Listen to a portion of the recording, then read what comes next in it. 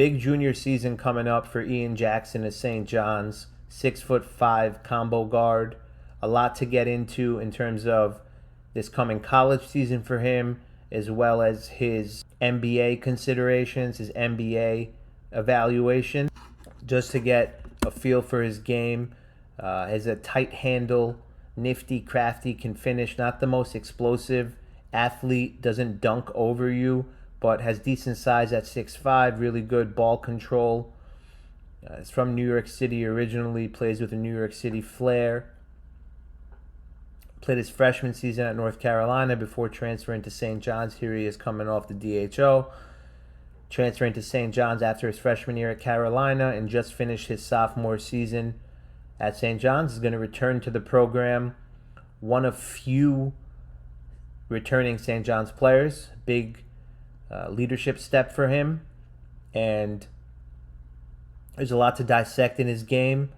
For many reasons, both in terms of how he'll be used this year, where he needs to improve for the NBA level, where he is right now, etc. So first things first, you can see how much St. John's is losing from its Sweet 16 team of last season. Zuby Ejiofor, Bryce Hopkins, Osiah Sellers, Dylan Mitchell, Josan Sanin, Dylan Darling, Sadiku Ibn Ayo, Kelvin Odie. So not too many returning pieces for St. John's, really just Ian Jackson and Ruben Prey and left Eliotopoulos. They brought in Tunde from Baylor and a international point guard in Quinn Ellis and a point guard from Columbia, Avery Brown.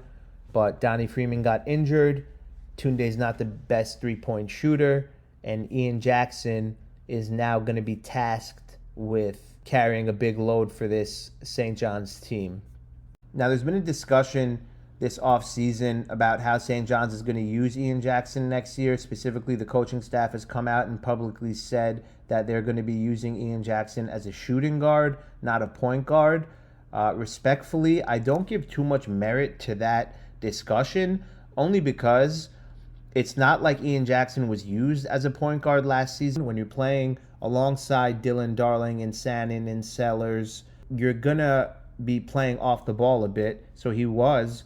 But also, number two, he needs the ball in his hands at the top of the key, running the pick and roll to be successful.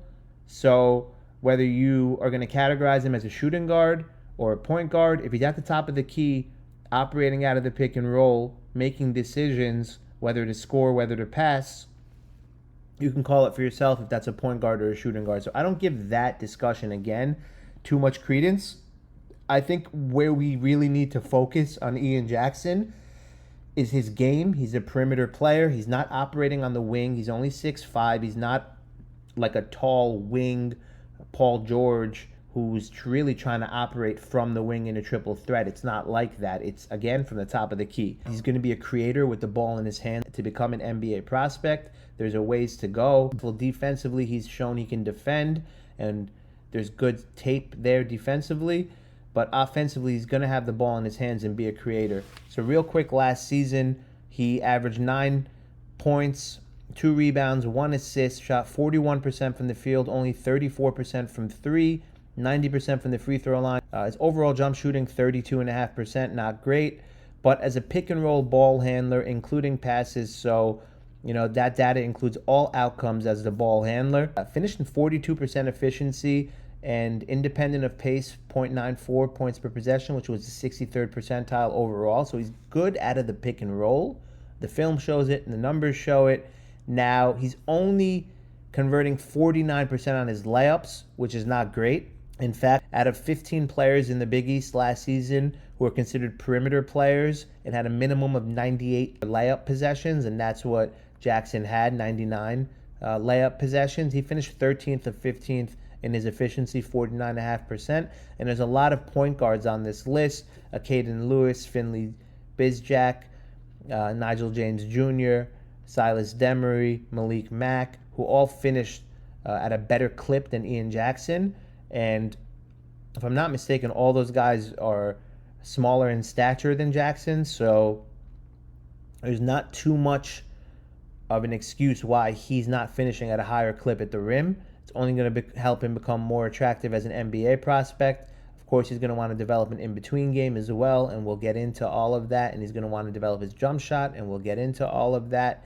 But finishing at the rim, operating from the pick and roll is something I think that he should be able to improve on. Now, it's not like Coach Pitino runs a system where he just puts his guards in ball screens. It's more transition. It's more free-flowing. It's more cutting. As opposed to just putting, a 1-5 pick and roll. So I understand it from that perspective. But the possessions are there for him to finish at a higher clip next season.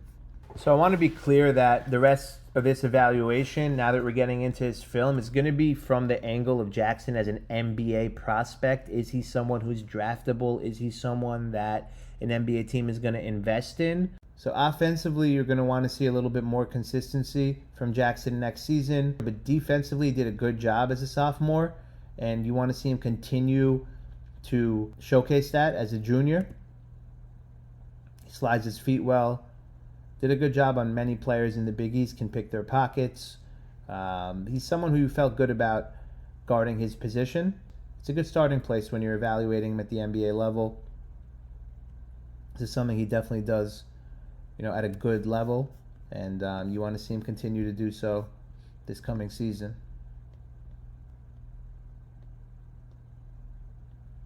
He doesn't have a 7-foot wingspan or anything like that, but 6'5", decent length, can guard a lot of point guards, does a good job staying with Denzel Aberdeen there despite the made basket. Stays with Caleb Foster here. Even gets his hand on the ball. Over here, Aiden Holloway does beat him around the pick and roll coverage, but it's not perfect. Over here, he does a good job staying with Bud Clark. So Jackson has shown some defensive chops for sure. Off the ball here has good awareness.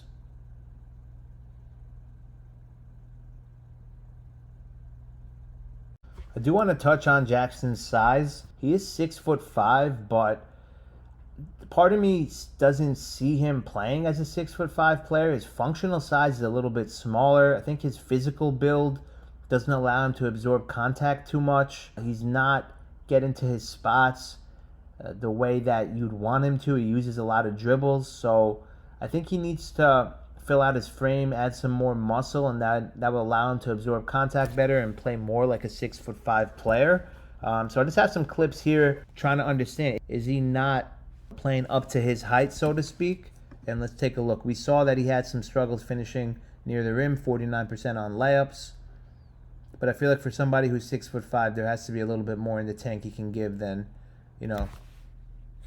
how it's being displayed here. And again, it could just be that he needs to add muscle to his frame because he is a good driver. He has good ball control. He has a tight handle. He's super skilled.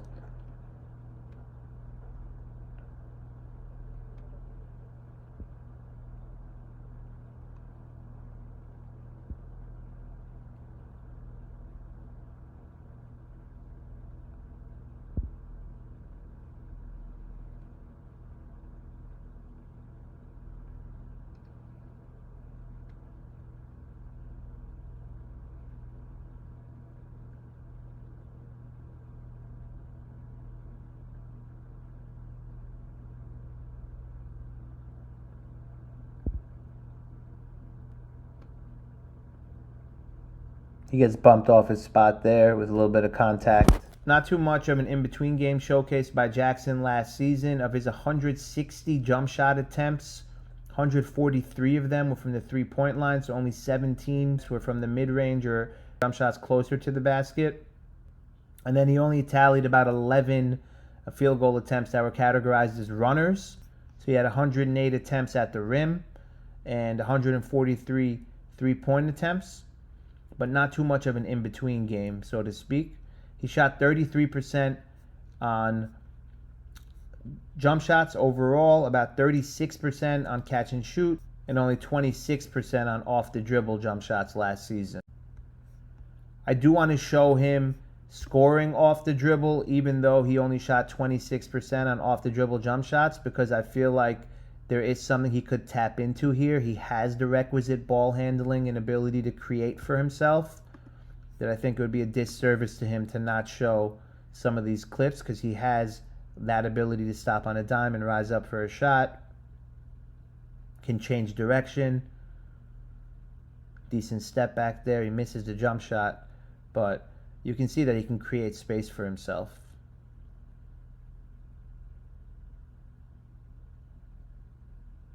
So can he improve this area of his game? Can he add muscle to absorb contact? It's a lot, right? It's a lot, but he'll have, I think, the opportunities to showcase it. And then 34% from three. You want this to go up. Again, he shot closer to 39% at North Carolina as a freshman, and about the same volume, 4 attempts per game. So we'll see, which season is closer to, his true abilities to shoot. This coming season, he'll have a third opportunity to showcase it. And for the first time in his career, he won't be playing alongside other highly touted guards. At Carolina, he was playing alongside Seth Trimble, R.J. Davis, and others. Last season, I went over, the crowded backcourt that St. John's had, probably for better because they made the Sweet 16. But he will, be more of a focal point, and teams will zero in on him, and he'll have to rise up to the occasion and showcase that he can make shots and be a focal point of the offense. And we'll see how that unfolds for him as a junior.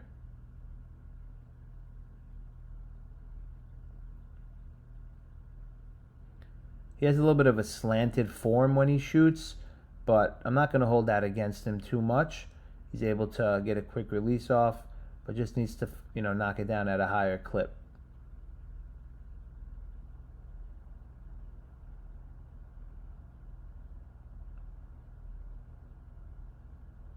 You also want the game to slow down for him a little bit more patience, a little bit more composure.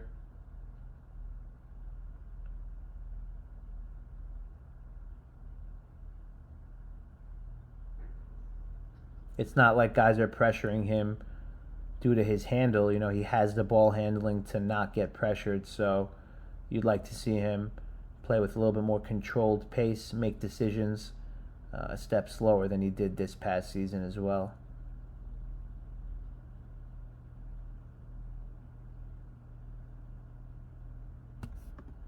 Shot 90% from the free throw line last season, only on 2 attempts, but nevertheless,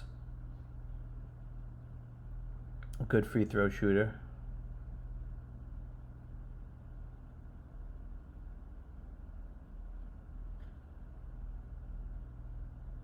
At Carolina, he shot 76% from the line his freshman season, but he was a consistent free throw shooter as a sophomore.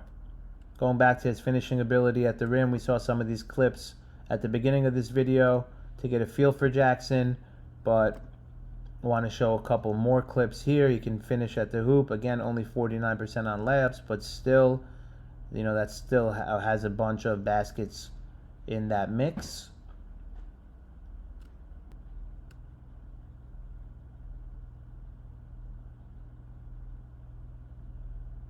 And I've said this a number of times by now, but hopefully he comes back with more muscle, stronger player.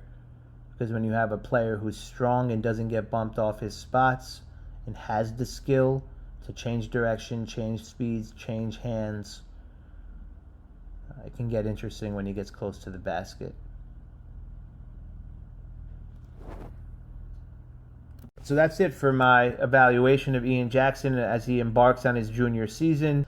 At St. John's this year, they're going to put the ball in his hands. He's going to be tasked with creating, and he's going to try to showcase that he can finish at a higher clip at the rim, improve his shooting numbers off the dribble, and continue to defend at a really high level. You'd want him to play closer to 6'5", which he is, and you want to see him really leave his imprint on games and help St. John's win games. He's going to be, like I said, without Zuby, without Dillon Mitchell, without Hopkins, without that front court. So he's going to be a lot on his shoulders.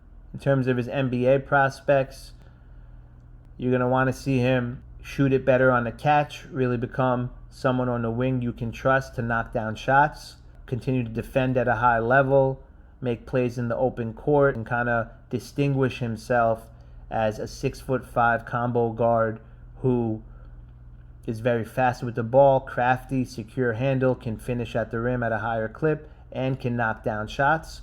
And again, I said he can defend, so that would be his calling card. Can he really play closer to 6'5"? Can he show NBA teams that I'll knock down open shots and continue to defend and help my team win games?